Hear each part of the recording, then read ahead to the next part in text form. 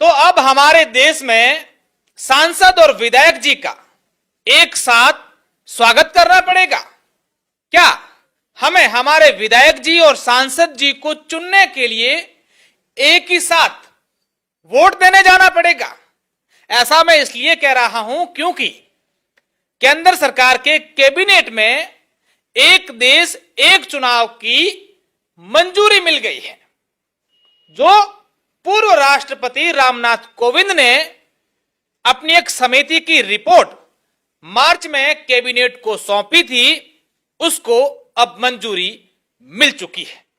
यानी अगर साफ साफ शब्दों में कहें तो अब देश में लोकसभा और राज्य विधानसभाओं के चुनाव एक साथ होने जा रहे हैं। इसको लेकर कई प्रकार की कवायद हमारे देश में चल रही थी। हालांकि कुछ राजनीतिक दलों और कुछ बड़े नेताओं ने इस बात का विरोध किया था, लेकिन अब ये देश में उम्मीद जताई जा रही है कि आने वाले समय में यह बात हमारे देश में देखने को मिल सकती है।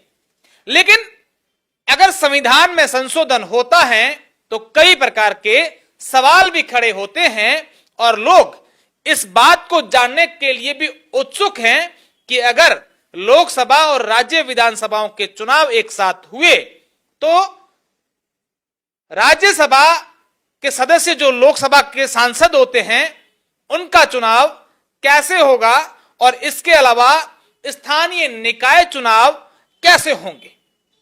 अब स्थानीय निकाय चुनावों को लेकर भी एक बात इसमें ऐड की गई है कि जब देश में एक देश एक चुनाव के तहत लोकसभा और राज्य विधानसभाओं के चुनाव होंगे, उसके 100 दिन के भीतर स्थानीय निकाय चुनाव होने आवश्यक होंगे। इस प्रकार की बात सामने आ रही है।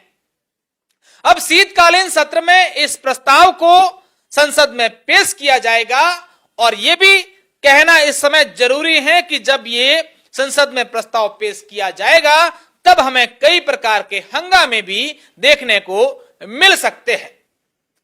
जब से देश में मोदी सरकार आई है और उसके कुछ साल बाद, या यूं कहें कि मोदी सरकार के दूसरे टर्म में इस बात की चर्चाएं तेज हो गई थी कि देश में एक देश एक चुनाव जो है वो लागू किया जाए, उससे कई प्रकार के देश को फायदे होंगे।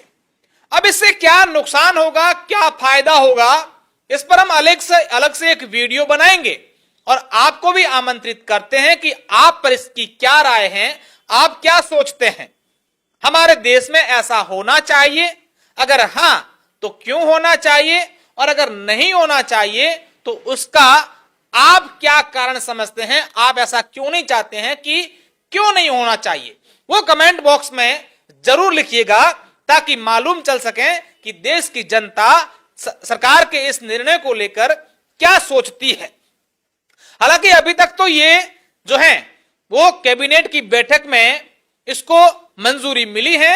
इस पूरे काम को लेकर के पूर्व राष्ट्रपति रामनाथ कोविंद की एक कमेटी बनी थी, उनकी अध्यक्षता में उन्होंने इस पूरे को लेकर देश में जांच की और अपनी रिपोर्ट जो है वो कैबिनेट में मार्च महीने में सौंप दी थी और जिस पर आज कैबिनेट ने मंजूरी दे दी है।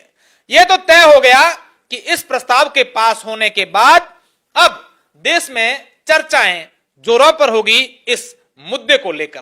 धन्यवाद।